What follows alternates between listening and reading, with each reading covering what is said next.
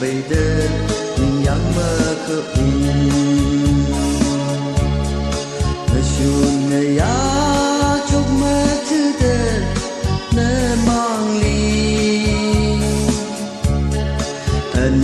chọn hao ini chỉ cơ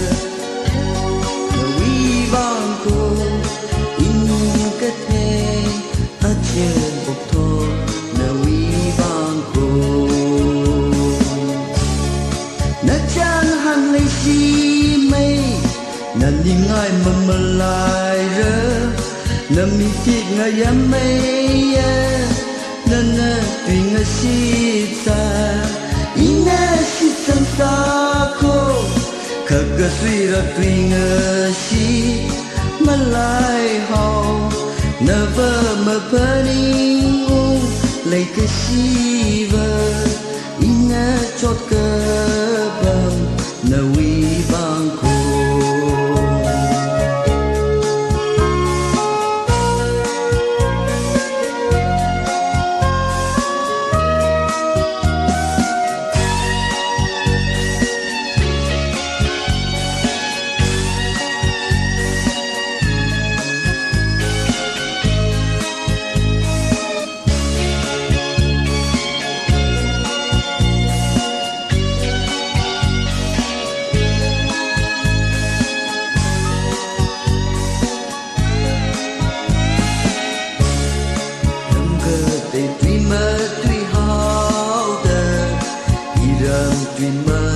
tùy mơ khê mi hò đi sầm băng khơ cơ cái lệ sát mang hò mi rin xin ban mang ngơ thi hò nằm mây